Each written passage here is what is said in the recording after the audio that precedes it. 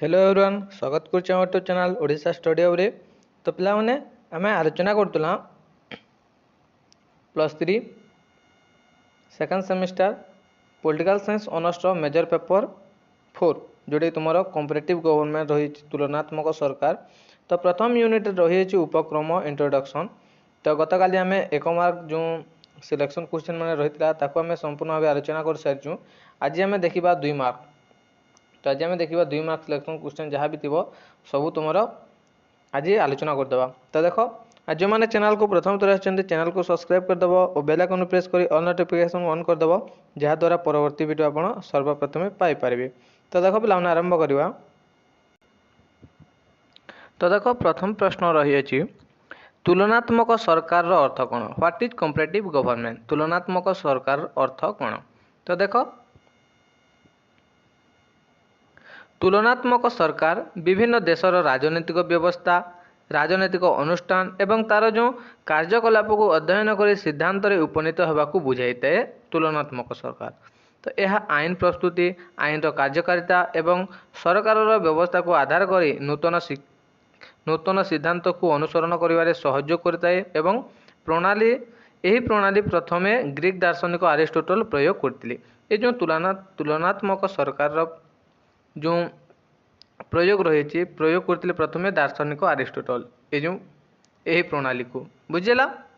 तो देख नेक्स्ट तुलनात्मक पद्धति रे व्यवहार मूलर लक्ष्य कौन। तुलनात्मक पद्धतिर व्यवहार जो मूल लक्ष्य रही कौन। तो देख what is the objective of comparative method. तो देख प्रत्येक राष्ट्र राजनैतिक प्रक्रिया संपृक्त राष्ट्र कार्यकलाप द्वारा प्रभावित होता है। तो देख प्रत्येक राष्ट्र समग्र राष्ट्र राजनैतिक प्रक्रिया संपृक्त राष्ट्र कार्यकलाप व राष्ट्र जो क्रियाकलाप व कार्यकलाप द्वारा प्रभावित होता है एवं विभिन्न राष्ट्र मानक राजनैतिक प्रक्रिया को अनुध्यान करने द्वारा संपृक्त राष्ट्र क्यों नीति प्रयोजन हो पार शिखाई थाए। यह द्वारा राष्ट्र सामरिक और राजनैतिक व्यवस्था को गतिशील करिवारे साहाय्य मध्य करिथाई। तो क्लियर हल्ला एडा। तो देखो परवर्ती प्रश्न रही अछि तुलनात्मक पद्धति विकास। तो डेवलपमेंट ऑफ कॉम्परेटिव मेथड तुलनात्मक पद्धतिर विकास। तो प्रथमे ग्रीक दार्शनिक अरिस्टोटल तुलनात्मक पद्धति विषय रे सम्यक धारणा देथिले। तो प्रथम दार्शनिक जे कि दार्शनिक अरिस्टोटल से तुलनात्मक पद्धति विषय रे सम्यक धारणा देथिले सर्वप्रथमे। तो प्रकृति पक्षे 1950 दशक यह राजनैतिक विज्ञान मध्य यहाकू प्रयोग करा जायतिला। तो आधुनिक जुगरे तुलनात्मक पद्धति राजनीति विज्ञान एक उपादेय विषय भाव में ग्रहण करा जायछि। नेक्स्ट होछि तुलनात्मक राजनीतिर अर्थ कौन देखिबा। What is comparative politics. तो देख दार्शनिक एमजी स्मिथ से तांको मतरे कहले जे तुलनात्मक राजनीति संगठन प्रकरण परस्पर मध्य संपर्क जो परिवर्तन एवं विवर्तन परिवर्तन जो आधार गुड़िक अध्ययन करते। साधारणतः तुलनात्मक राजनीति तुलनात्मक घटनावलीर अध्ययन करने सह सदृश तारतम्य अनुसरण करी ताहाकू बुझी भविष्य निर्धारण करा जायते। तो देखो नेक्स्ट रही तुलनात्मक राजनीति हेते इंपोर्टेंट नहीं पिला। तो देखी नेब फिर भी एट देखो नेक्स्ट तुलनात्मक राजनीति अध्ययन व्यवहारिक शैली से इंपोर्टेंट नहीं। एट देखो ये रही तुलनात्मक राजनीति अध्ययन परीक्षामूलक शैली कौन। तो देख विभिन्न व्यवस्थार जो कार्यशैली को परीक्षा और निरीक्षा करने एवं अनुसंधान द्वारा जो उपादेय तथ्य आहरण करने द्वारा यह हूँ मूल लक्ष्य। परीक्षामूलक शैली राजनैतिक विज्ञान एक प्रभावशाली शैली जहाँकि आधुनिक जुगरे व्यवहार करा जाए। तो देखो तुलनात्मक राजनीति अध्ययन जो परीक्षामूलक शैली गुड़िक रही तो विभिन्न व्यवस्थार जो कार्यशैली को परीक्षा और निरीक्षा करने एवं अनुसंधान द्वारा उपादेय तथ्य आहरण करने एवं यह मूल लक्ष्य अटे। क्लियर बुझेला। नेक्स्ट ତୁଳନାତ୍ମକ ରାଜନୀତି ଅଧ୍ୟୟନର ଐତିହାସିକ ଶୈଳୀ କ'ଣ? ତ ତୁଳନାତ୍ମକ ରାଜନୀତି ଅଧ୍ୟୟନର ଯେଉଁ ଐତିହାସିକ ରହିଅଛି ଐତିହାସିକ ଶୈଳୀ ତାହା କ'ଣ? ତ ଦେଖ, ଅତୀତର ଯେଉଁ ଘଟଣାବଳୀ ସହ ଜଡ଼ିତ ବିଭିନ୍ନ ତଥ୍ୟକୁ ବିଶ୍ଳେଷଣ କରି ଭବିଷ୍ୟତ ସିଦ୍ଧାନ୍ତ ନିରୂପଣ କରିବାକୁ ଐତିହାସିକ ଶୈଳୀ କୁହାଯାଏ। ତ ଦେଖ, ଯେତେବେଳେ ଅତୀତରେ ଘଟିଯାଇଥିବା ଘଟଣାବଳୀ ସହିତ ଯେଉଁ ଜଡ଼ିତ ଥିବା ବିଭିନ୍ନ ତଥ୍ୟ ବା ବିଭିନ୍ନ ଯେଉଁ କଥାବସ୍ତୁ ରହିଥାଏ ଅତୀତର, ତ ତାହାକୁ ବିଶ୍ଳେଷଣ କରିବା ଏବଂ ଭବିଷ୍ୟତ ସିଦ୍ଧାନ୍ତ ନିରୂପଣ କରିବା, ଭବିଷ୍ୟତ ବିଷୟରେ ଯେ ତାକୁ ନିରୂପଣ କରିବାକୁ ଐତିହାସିକ ଶୈଳୀ ବୋଲି କୁହାଯାଇଥାଏ। ତ ସେଥିପାଇଁ କୁହାଯାଏ ଯେ ଇତିହାସ ହିଁ ଅତୀତର ରାଜନୀତି, ଇତିହାସ ହେଉଛି ଅତୀତର ରାଜନୀତି ବୋଲି କୁହାଯାଇଛି। ତ ଦାର୍ଶନିକ ହେନେରୀ ମ୍ୟାନ୍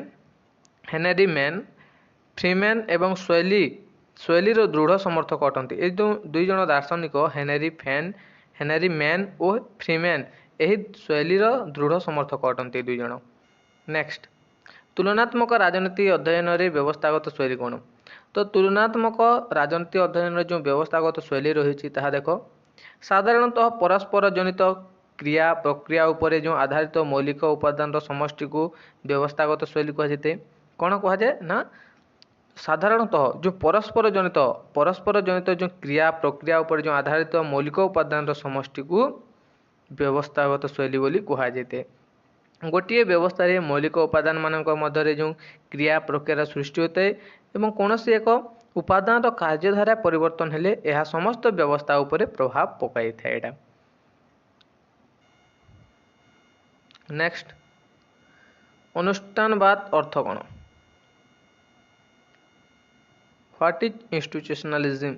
ତ 1980 ଦଶକ ପୂର୍ବରୁ ଯେତେବେଳେ ଅନୁଷ୍ଠାନବାଦର ପ୍ରସାର ଘଟିଥିଲା, 1980 ଦଶକ ପୂର୍ବରୁ ଯେତେବେଳେ ଅନୁଷ୍ଠାନବାଦର ପ୍ରସାର ଘଟିଥିଲା, ତୁଳନାତ୍ମକ ରାଜନୀତିରେ ଅନୁଷ୍ଠାନବାଦର ଧାରଣା 19 ଶତାବ୍ଦୀର ଯେଉଁ ଶେଷ ଭାଗରେ ଆରମ୍ଭ ହୋଇଥିଲା। ଏଇଟା ତ ତୁଳନାତ୍ମକ ରାଜନୀତିର ଅନୁଷ୍ଠାନବାଦ ଧାରଣା 19 ଶତାବ୍ଦୀର ଶେଷ ଭାଗରେ ଆରମ୍ଭ ହୋଇଥିଲା। ସମାଜରେ ଏବଂ ରାଜନୀତି ବ୍ୟବସ୍ଥାରେ ଥିବା ବିବିଧ ଅନୁଷ୍ଠାନମାନଙ୍କର କାର୍ଯ୍ୟଧାରା ଏବଂ ରାଜନୀତିରେ ପ୍ରଭାବ ବିଷୟରେ ଅଧ୍ୟୟନ କରୁଥିବା ଆଦର୍ଶନୀତିକୁ ଅନୁଷ୍ଠାନବାଦ ବୋଲି କୁହାଯାଇଥାଏ। ତ ଗ୍ରୀକ୍ ଦାର୍ଶନିକ ଆରିଷ୍ଟୋଟଲ ସେ ମଧ୍ୟ ସେ ସମୟରେ ଅନୁଷ୍ଠାନମାନଙ୍କର କାର୍ଯ୍ୟଧାରା ବିଷୟରେ ଅବତାରଣା କରିଥିଲେ। ତ ପରବର୍ତ୍ତୀ ପ୍ରଶ୍ନ ଅଛି, ନୂତନ ଅନୁଷ୍ଠାନବାଦ କ'ଣ?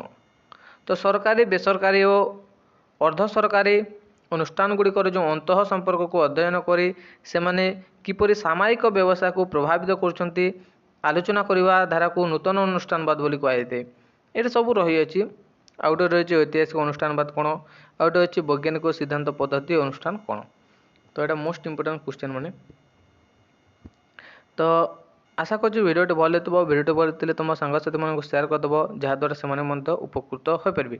ଆଉ ନେକ୍ସଟ କ୍ଲାସ୍ରେ ଆମେ ଯେଉଁ 5 ମାର୍କ ସିଲେକ୍ସନ୍ କ୍ୱେଶ୍ଚନ୍ ମାନେ ରହିଅଛି 4 ବା 5 ମାର୍କ, ଯେଉଁଟା ଦେଖ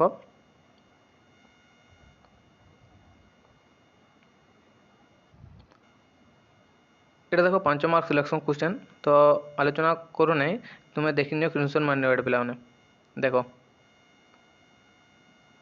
ତୁଳନାତ୍ମକ ରାଜନୀତିର କ୍ରମ ବିକାଶ, development of comparative politics. Next ରହିଛି ତୁଳନାତ୍ମକ ରାଜନୀତି ଅଧ୍ୟୟନ ଅନୁଷ୍ଠାନବାଦର ଦୃଷ୍ଟିକୋଣ କ'ଣ, ଏଇଟା ଦେଖିଦେବ। ଆଉ ଏଠି ରହିଛି ତୁଳନାତ୍ମକ ରାଜନୀତିରେ ଅଧ୍ୟୟନର ନୂତନ ଅନୁଷ୍ଠାନବାଦର ଦୃଷ୍ଟିକୋଣ କ'ଣ।